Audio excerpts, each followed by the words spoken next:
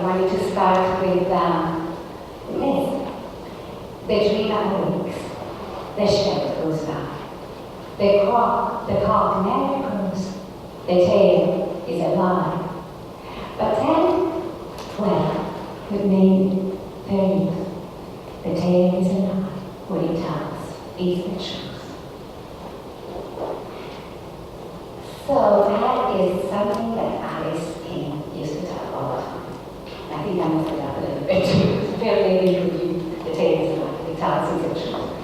So, and that is a saying that is also in our book, The Dream Awakes. I don't know if you know that book, have you seen it? Have you read it? Right from it? Do you know who Alice King was? Yes. Many of you worked in the Toronto Public Library or New Yorker, heard it, as Ken was saying. And she belonged to a traditional storytellers that started in the public libraries that went back quite a ways, but storytellers as old as the world, we all know that. But in the turn of the century, Mariella was a librarian and a storyteller coming in. I'm actually not sure whether she was a librarian, I think she was, but she traveled to the States and was invited in Chicago, New York, and in fact she stayed in the States for about 5 years and also came to Canada and trained countless storytellers, especially librarians in storytelling and story hours. That was considered to be one of the most important aspects of programming at that time in the library. Mary Shadwell started this long-time tradition, and the kind of stories they were told were also from literature, from mythology, the hero's tales. And this very strong tradition was picked up by the Toronto Public Library when Lillian Helen Smith came in 1912 to start children's services in the Toronto Public Library, which is now, only the south region of the current Toronto Public Library system. And in fact, in a couple of years, it's going to be the 100th anniversary of children's services. Lillian Helen Smith started within 10 years. She had a building, Boys and Girls House, and has established very well the story hours, and then she started training her librarians in storytelling. And that went on for a long, long time.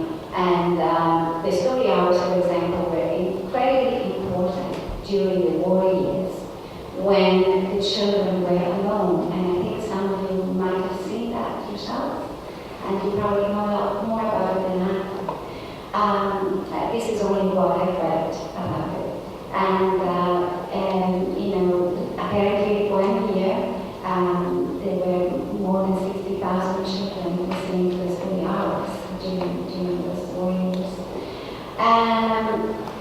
Then in 1944, I think it was, that they established, CDC got in touch with the Toronto Public Library and asked if the librarians could do story time on the radio. And so it was done also on the radio. And then they invited also the chief librarian to do book talks on the radio, and that's something that has picked up a lot and continued over the years, and in fact, Ken does that still today.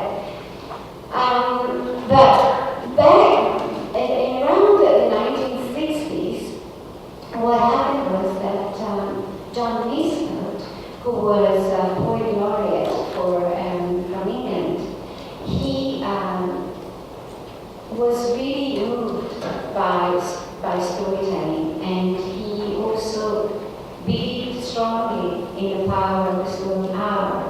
And so he donated money to the Toronto Public Library to start something that would promote storytelling to adults, not to children, but to adults. And at the same time, there was beginning to be a revival of storytelling, quite spontaneous revival that was happening among non-librarian people. People like Dan Shinsky, like Joan Bodger. Joan had been doing, if you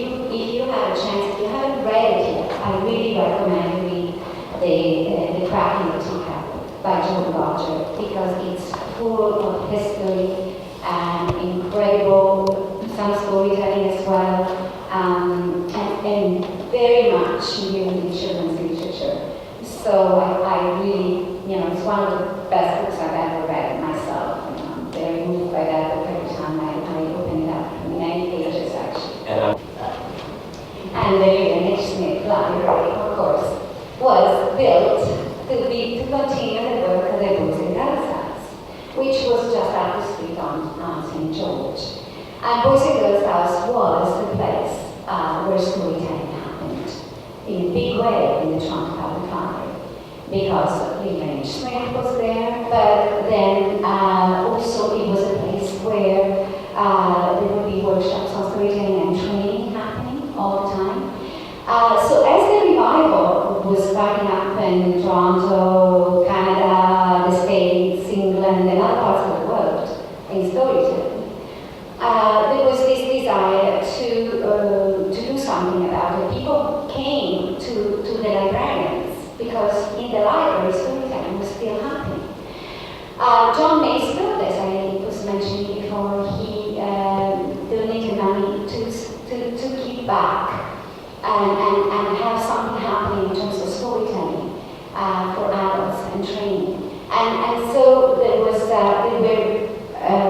for three events called the John Masefield Storytelling Festival. The first one was in 1961, the second one in 1966, and the third one in 1972. And at these festivals, there were some of the best names in storytelling. Augusta Baker came from Chicago, and she was a very well-established storyteller, librarian storyteller. Then the third one, the 1972 one, Catherine Briggs came from England, and she you must be familiar with the volumes of stories on folklore. She did amazing work in collecting stories as a folklorist and as a writer. And she spoke at these festivals. And then, of course, there were our people. There were Rita Cox and Alice King and Ruth Osler. Some of you may have worked with these people, of course. And then the Masefield funds, I suppose, I'm not really sure what happened there, why it didn't continue, but the library continued to have a leadership role in the training of storytellers, because Dan Nijinsky and others came back into sitting at the story hours to learn from the librarians on how they told stories.